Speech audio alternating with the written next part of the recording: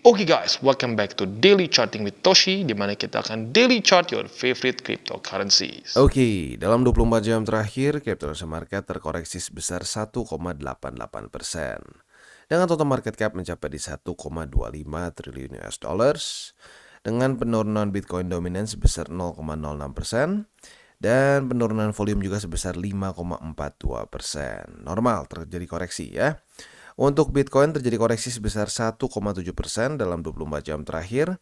Dan sekarang trading di angka 34.000. Tapi daily close-nya tadi pagi itu sekitar 39 something. Bukan 39 tapi 339 something ya. Untuk Ethereum terjadi koreksi yang lebih dalam sebesar 2,22% di angka 1791. Lalu untuk BNB terjadi koreksi sebesar 2,64. Solana terjadi 2,93 dan seterusnya ya. Jadi pada hari ini kita bisa lihat semua cenderung terjadi koreksi lumayan signifikan. Kecuali Chainlink di sini ya. Chainlink lanjut lagi naik ke atas. Seminggu udah naik 54% ya. Nah, selanjutnya kita akan geser dulu ke economic calendar. Kita bisa di sini. Untuk hari ini tanggal berapa sih? Tanggal 25 ya kayaknya. Yes, tanggal 25 hari Rabu. Kita bisa cek di sini di US akan keluar data building permits jam 7 malam. Untuk ini building permits harapan kita itu dia lebih rendah daripada ekspektasi karena a lower than expected reading should be taken as negative or bearish for the USD. Ya, dan seperti biasa kita ingin USD melemah. Berarti kita pengen dia lebih rendah daripada 1473 ya. Oke, selanjutnya jam 9 akan ada new home sales ya. Untuk new home sales ini harapan kita adalah dia lebih rendah daripada ekspektasi. Jadi lebih rendah daripada 680.000 ya. Selanjutnya lebih malam lagi akan keluar data crude oil inventories dan juga udah ya terakhir itu. Nah, untuk crude oil inventories harapan kita adalah dia lebih tinggi daripada ekspektasi begitu ya. Oke, jadi kurang lebih seperti itu untuk hari ini ya. Untuk besok coba kita cek. Untuk besok itu tanggal 26 akan keluar ini dia nih ya. Jam subuh ya. Setengah empat subuh akan keluar data bukan data tapi speech dari Jerome Powell. Nah, untuk ini harapan kita tentunya adalah speech yang cenderung dovish ya.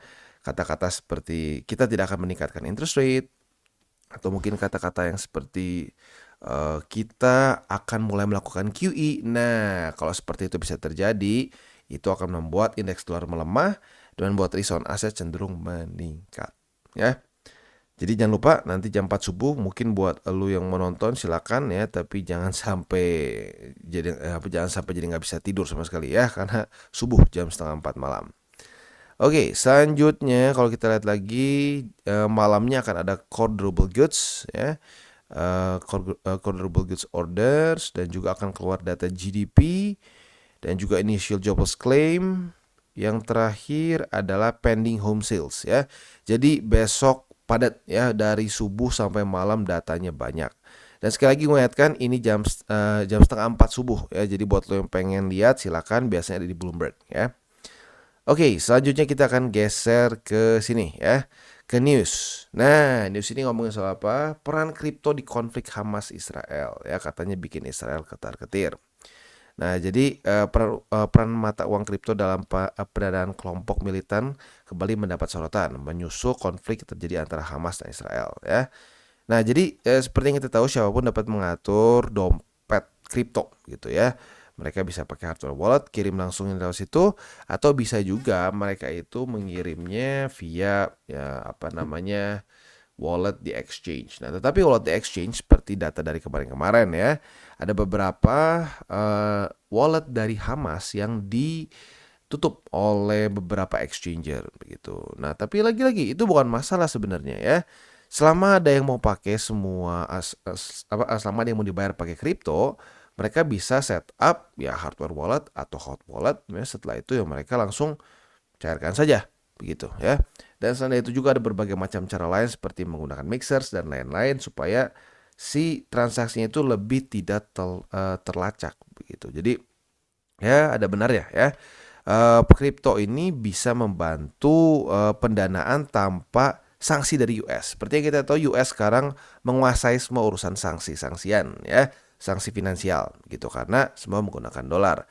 Nah, apabila orang mulai mengadopsi currency lain yang bisa dikirim dengan jauh lebih mudah tanpa seperlu dari approval dari US, ya sudah mereka bisa melakukannya. Jadi lagi-lagi kripto ini salah satu revolusi mereka adalah ini ya. Selama orang mau pakai ya si Bitcoin atau berbagai macam kripto lain sebagai alat tukar, ya sudah, lu bisa kirim tanpa terganggu gugat. Ini udah mulai berantakan kalau sampai lu harus cairin ke ya fiat lagi. Biasanya dicairin ke US dollars dan lain-lain, itu akan sulit gitu ya. Oke, selanjutnya kita akan geser ke analisa di Twitter.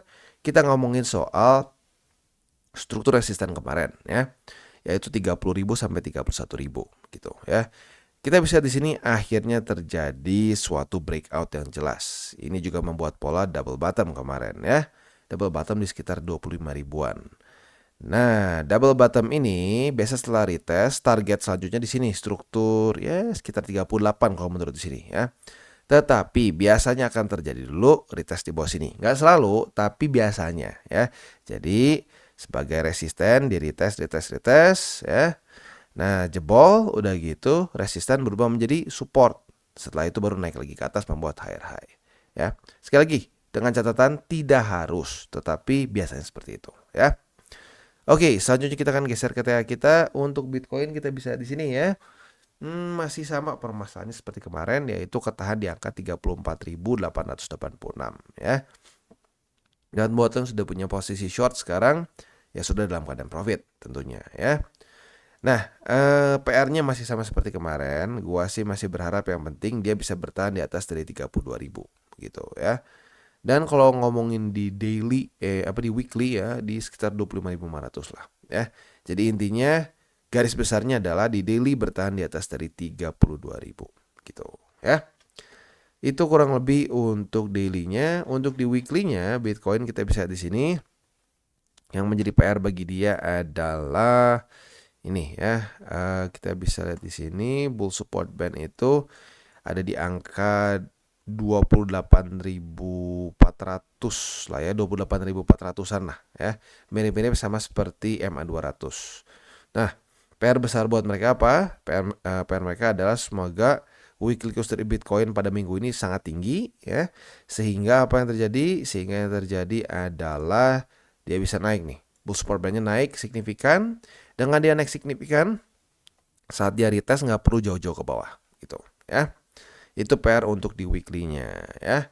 Nah, ini gue bilang 32.500-an. Ya mirip-mirip lah, beda 500 aja sama yang di chart kita yang biasa ya. Jadi intinya harapan gue di weekly dia bisa bertahan di atas tadi 32.500-an ya. Jadi kurang lebih seperti itu untuk indeks dolar. Untuk Bitcoin ya. Selanjutnya kita akan geser ke indeks dolar. Nah, untuk indeks dolar sayangnya kemarin terjadi penguatan lagi ya. Daily close benar sih kemarin lusa itu di bawah dari 105,62, tetapi sayangnya kita bisa di sini dia dapat kekuatan lagi dan kembali daily close di atas dari 105,62. Tetapi good newsnya apa? Minimal MA20 masih berhasil menahan harga indeks dolar untuk tidak lanjut ke atas ya. This is good. Tetapi belum beres begitu ya. Semoga hari ini setelah reject yang ke 1, 2, 3, 4 ya. Nah, indeks dolar bisa benar-benar membuat lower low yang signifikan. Kalau bisa sekalian juga menembus MA50 sebagai support ya, jebol ke bawah. Nah, sekali lagi kenapa? Karena lagi-lagi kita menginginkan indeks dolar yang melemah. Karena saat indeks dolar melemah yang terjadi adalah return aset cenderung bisa meningkat gitu secara makro ya. Jangan terlalu dihitung hari per hari gitu ya. Intinya gini, kalau lo lihat saat indeks dolar naik seperti ini, lo lihat Bitcoin apa yang terjadi? Drop gitu ya. Nah, saat ini turun, apa yang terjadi? Bitcoin cenderung meningkat. Nah, itu yang kita cari gitu ya. Nggak usah kayak, "Oh, Bang, menit ini indeks dolar naik, kenapa Bitcoin juga naik?" Makro gitu ya, makro. Nggak ada ceritanya ya. Lagi begini Bitcoin bull market, nggak pernah kejadian ya. Bull market itu minimal dia butuh dalam kondisi yang seperti ini nih. Nah, gitu loh. Itu masih bisa lah ya. Dia dalam kondisi masih overall bearish begitu. Tapi kalau lagi begini ya, misalkan lagi begini nih, lu minta bull market sulit ya, sulit. Nih apalagi begini nih, multi year sulit ya. Jadi lagi-lagi itu korelasi yang penting ya. Oke, jadi kurang lebih seperti itu. Selanjutnya kita akan geser ke buy limit. Tetapi sebelum kita masuk ke buy limit, seperti biasa gue akan disclaimer dulu bahwa semua konten dari TJ ini bukan financial advice. Ini semua bentuknya adalah edukasi. Lalu bagaimana cara untuk mendukung TJI? Ada banyak caranya. Lo bisa like our video, bisa share our video, atau juga bisa menggunakan link referral kita di bawah ya. Dan buat lo yang tertarik untuk memiliki hardware wallet, bisa pertimbangkan untuk beli di Encrypt. Karena Encrypt ini adalah authorized reseller dari berbagai macam brands hardware wallet yang ada di sini ya. Selanjutnya kita akan dengar dulu pesan-pesan dari sponsor kita pada hari ini. Oke, today's video is brought to you by Bybit. Dimana di Bybit ini kita bisa melakukan berbagai macam hal, mulai dari trade sesimpel spot trading, ataupun juga kita bisa derivative trading. Dan tentunya di Bybit ini banyak sekali promo-promo, salah satunya sekarang sedang berjalan adalah 8 juta USDT prize pool yang kita bisa dapatkan di 2023. Dan ada Lamborghini dan juga Rolex yang menunggu kalian. Dan juga buat kalian tertarik untuk masuk di Bybit, ada juga sign up bonus mencapai 5.000 USD ya. Di sini tentunya kita bisa lakukan berbagai macam hal ya, trade berbagai macam aset class juga. Buat kalian tertarik bisa silakan menggunakan link referral kita di bawah, dan buat update mengenai mengenai segala macam hal yang paling baru mengenai Bybit bisa cek di link description kita di bawah. Oke, dan seperti biasa kita mulai dulu dari Bitcoin ya. Untuk posisi spotnya, buy limit pertama kita bulatkan di 32.000, buy limit kedua di 31.159, dan buy limit ketiga di 30.699. Itu untuk posisi spot di Bitcoin ya. Nah, untuk posisi futuresnya kita sudah dapat posisi short dari kemarin ya. Sekarang sedang dalam keadaan profit. Profit sebesar berapa persen nih? Oh, not bad, 2,86%. Nah, target TP kita di sini di 32.000 ya. Untuk posisi longnya tinggal kita balik logikanya. Retest 1, retest 2 di 32.000 sebagai support. Kita bisa buka posisi long dengan target TP kita di 34.886. Dan sekarang kita masuk ke Ethereum. Untuk Ethereum kita bisa di sini kemarin dia berhasil daily close di atas dari 1780 ya. Maka dari itu untuk posisi spotnya ada perubahan sedikit ya. Buy limit pertama jadi di 1780, buy limit kedua di 1705, dan buy limit ketiga di 1660. Itu untuk posisi spot di Ethereum ya. Nah, untuk posisi futuresnya kita bisa di sini ya, berarti kemarin terjadi cut loss walaupun tipis ya, tapi ya harus tetap ini, walaupun ya dibilang super tipis enggak lah ya. Udah cukup oke sampai kita harus lakukan cut loss. Tapi cut lossnya minim banget nih, cuma 0, berapa persen. Oke. Nah, sekarang untuk posisi selanjutnya adalah kita bisa bikin posisi long apabila ternyata besok jam 7 pagi daily close masih di atas dari 1780. Nah, kalau masih di atas dari 1780, retest kedua kita bisa limit posisi long dengan target TP kita di 1827. Dan selanjutnya kita geser ke XRP. Untuk XRP kita bisa lihat di sini kemarin tidak terjadi reclaim ya. Jadi untuk posisinya masih sama, posisi spotnya. Buy limit pertama di 54 sen, buy limit kedua di 53 sen, buy limit ketiga di MA50 ya, yaitu di 50 juga ya, di angka 50 sen. Nah, untuk posisi futuresnya kemarin sudah terjadi retest di support dan resisten nih. Jadi kita bisa pasang limit di dua-duanya nih ya. Limit di posisi 56 sen sebagai posisi short ya. Target TP-nya langsung dipasang di 54 sen. Dan untuk posisi longnya tinggal kita balik logikanya.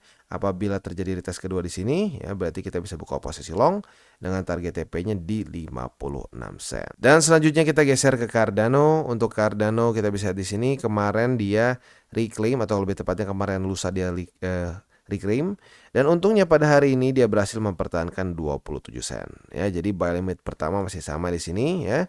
Buy limit kedua di 26 sen dan buy limit ketiga di 25 sen.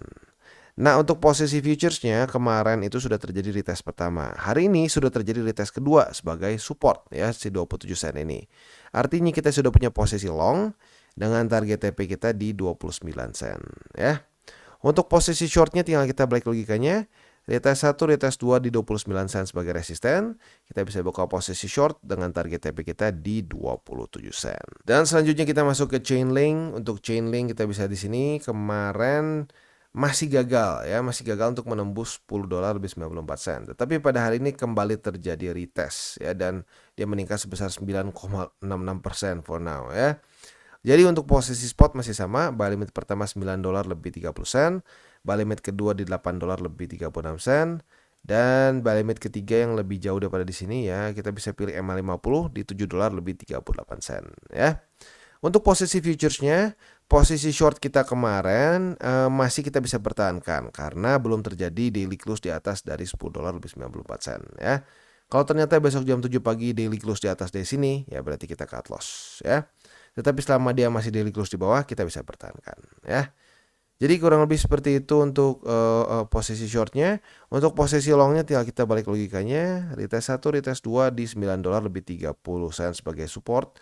Kita bisa buka posisi long dengan target TP kita di $10 lebih 94 sen. Jadi kurang lebih seperti itu untuk DCWT kita pada hari ini. Sekali lagi gue ingatkan, pada hari ini akan cukup padat ya. Ada 3 yang penting ya. Akan ada building permits, akan ada new home sales, dan juga crude oil inventories. Nah, paling pagi itu, atau lebih tepatnya yang paling cepat keluarnya itu nanti jam 7 malam. Buat lo yang konservatif, kalau lo punya posisi futures yang masih profitable dan sudah dekat-dekat ke jam segini, lu boleh pertimbangkan untuk TP dulu secara manual, just in case volatility yang tidak sesuai dengan harapan ya. Dan seperti biasa jangan lupa jangan over leverage, jangan jangan menggunakan uang panas, dan juga berpikirlah jangka panjang. Oke guys, jadi itu adalah akhir dari segmen DCWT kita pada hari ini. Dan jangan lupa bagi kalian yang merasakan manfaat dari segmen ini, jangan lupa untuk share ke teman-teman kalian. Dan apabila lu pengen mensupport channel kita, ya TCI, jangan lupa untuk menggunakan link referral kita di bawah. Nggak wajib ya, tetapi apabila lu menggunakan link referral kita di bawah, ada macam-macam ya, dari Bybit, Huobi, Maxi, toko kripto, dan banyak lagi ya. Ya, walaupun nggak wajib, tapi kalau menggunakan link referral kita, lu secara langsung membantu perkembangan dari TCI. Dan satu lagi, jangan lupa juga untuk join Telegram group kita, di mana kita bisa ngobrol-ngobrol santai mengenai dunia cryptocurrency secara 2 arah. So, jangan lupa untuk like, subscribe, click the bell icon, and see you on the next video.